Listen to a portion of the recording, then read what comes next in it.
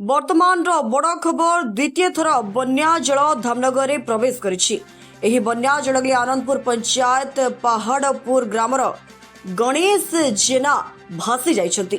से चाष बिल को जाइथिले बोली सूचना मिली। सेपटे धामनगर में बन्या को जिलापाल गुरुतर बैठक करुवा बेले एपरी एक खबर आसी पहुंची।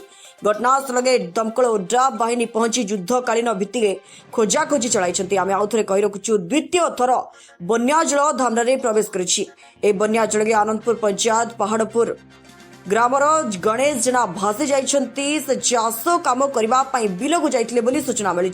सेपटे धामनगर में बन्या को जिलापाल गुरुतर बैठक करुवा बेले एपरी एक खबर आसी पहुंची। घटनास्थल अग्निशम बाहिनी और ड्राफ बाहिनी पहुंची युद्धकालीन भित्तिके खोजाखोजी चलाई। आमे वर्तमान ग्राउंड जिल्लार अच्छु धामनगर ब्लॉक पहाड़पुर ठारे आज सकाल सकालू जो धामनगर ब्लॉक द्वितीय बन्या धामनगर को आसी जहाँफल ए बन्या समय सकालू धामनगर पहाड़पुर अंचल चाषी गणेश जेना सटगा निकट को से जाइए चाष करने पानी माड़ी आसा फल से लोकटी भासी जाइए। एपर्यंत बहुत गाँव लोक खोजाखोजी कर आम पाखे जड़े बंधु अच्छा पचारे बुझा किपरि अवस्था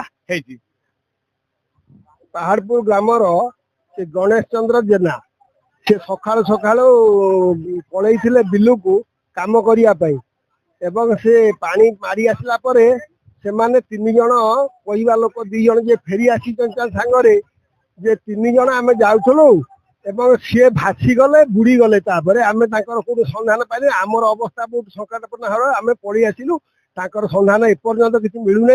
बहुत लोग जाइए फेरिक आसिले ए पर्यंत घंटे 2 घंटा पाखापाखि है कि सन्धान मिलूना।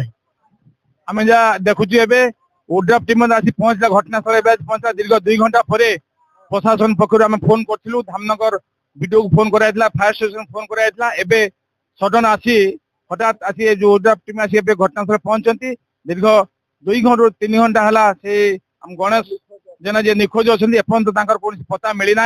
आम ए खबर को जारी रखुचु तो परवर्त समय आम घटना आपन कहबू। सर